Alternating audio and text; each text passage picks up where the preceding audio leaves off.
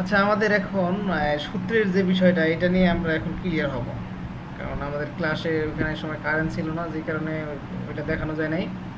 এখন শর্টকাটের মধ্যে আমি ছোটো করে একটা ভিডিও বানাই আপনাদের, যে কাউন্টিং যে সিস্টেমটা সেটা দেখাবো, আর হচ্ছে এটার যে আপনার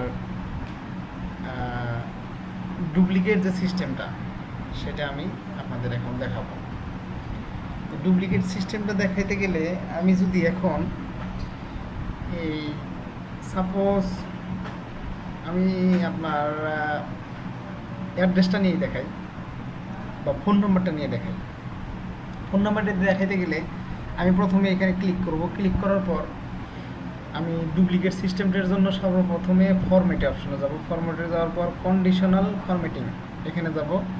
যাওয়ার পর আমাদের এখানে নট ইজ এমটি ডাটা, এখান থেকে আমি কাস্টম ফর্মুলাতে অ্যাপ্লাই করব এরকম সত্যটা, কিন্তু এখানে আমাদের ঘরটা হচ্ছে ডি। সো আমি আগে এখানে ডি সিলেক্ট করে নিচ্ছি। আপনারা যে ঘরে নেবেন সেই ঘরে এই সূত্রটা ইউজ করবেন। তারপরে এখানে ডি দিয়ে এখান থেকে আমি কি করলাম, এটা কপি করলাম। কপি করে আমি শিটে, মানে আমি এমনিতেও দিতে পারতাম, এমনি দিয়ে দিলাম। আমার অ্যাপ্লাই হয়ে গেছে, কারণ আমার এই যে ডি, এখানে আমি ডি দিয়ে দিছি। যদি আমার এ ঘরটা করি তাহলে এখানে এ হবে এ, যদি বির ঘরটা করি এখানে বি হবে, এখানে সির ঘরটা করলে সি হবে, ডি ইর ঘরটা করলে ই হবে, এরকম একটা অবস্থা। এখন এখান থেকে আমি যে ডুপ্লিকেট ডাটাটা যে কালার হবে সেটা আমি কালার করব। কীভাবে করব, এখান থেকে রেড কালি দিয়ে দিলাম। যেটা ডাটাটা আমার ডুপ্লিকেট হবে বা ডাবল হবে সেটা রেড কালার আসবে। ওকে করে দিয়ে দিলাম। ওকে করে দেওয়ার পর আমি এখান থেকে বের হয়ে আসলাম। এখন দেখেন এই ডাটাটা যদি আমি এখানে কপি করলাম, কপি করে পেস্ট করি, দেখেন দুইটাই সহ কালার হয়ে গেল। যদি আমি এই ডাটাটা উপর থেকে নিয়ে এখানে দিই, দেখেন দুইটা ডাটা কপি হয়ে গেল। আপনি যদি ডাবল ক্লিক করেন সেই ক্ষেত্রে এখানে কপি সিস্টেমটা চলে আসবে। তো ধন্যবাদ সবাইকে। আর আরেকটা জিনিস হচ্ছে কাউন্টিং সিস্টেমটা।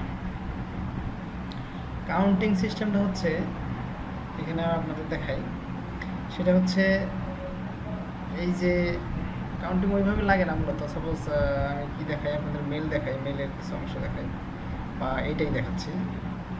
যেমন হচ্ছে ইনি 10টা বের করছে, এটা আমরা তো অবশ্যই সবাই বের করতে পারবেন।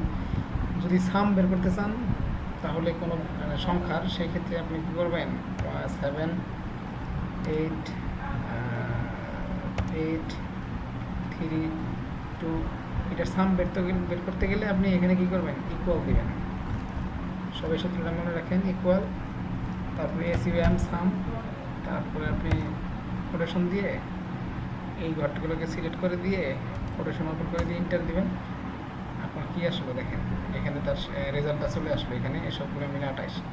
এখন এখানে যদি আপনি, এটা সূত্র পড়ে গেছে এই কয়েকটা ঘর, এই কয়েকটা ঘরকে আমি সূত্রে ফেলাই দিছি।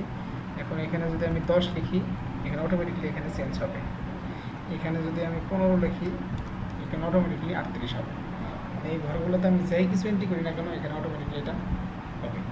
এই ঘরটা সাপোজ আমি এখানে না করে এই উপরে করতে চাই, তো সেম ওয়ে এখানে ক্লিক করব, এসইউএম সাম দিয়ে আমি এই ঘরগুলো কয়েকটাকে সিলেক্ট করলাম, করার পরে এখানে ব্র্যাকেটে ইন্টার দিয়ে দিলাম। এখন দেখেন এই যে 38 আমার উপরে চলে আসছে। এখন আমি এই ঘরগুলোতে সাপোজ লিখবো হচ্ছে 10 17 77 15, উপরে দেখেন অটোমেটিকলি কিন্তু চেঞ্জ হচ্ছে। এটাই হচ্ছে সামের সূত্র। আর আরেকটা জিনিস হচ্ছে ইফের সূত্র, যেটা মানে এখান থেকে আমি সাপোজ এই ডাটাটা কপি করলাম, কপি করে এখানে দিলাম। এখন এখানে কয়টা ডাটা আছে এটা আমি অটোমেটিকলি কাউন্ট করবো। এখানে হাজার হাজার ডাটা থাকতে পারে, তো আমি একটা উদাহরণস্বরূপ দিলাম।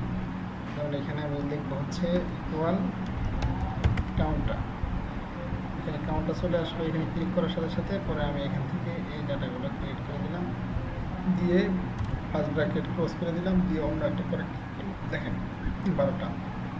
এখন যদি আমি এখানে নিয়ে আরও কিছু ডাটা রাখি, দেখেন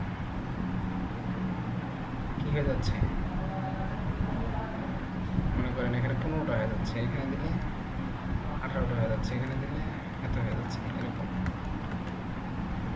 এটাই হচ্ছে আমাদের কাউন্টিং সিস্টেম, আর এটাই হচ্ছে আমাদের ডাটা ডুপ্লিকেট সিস্টেম। এই আর কিছু না। ধন্যবাদ সবাইকে।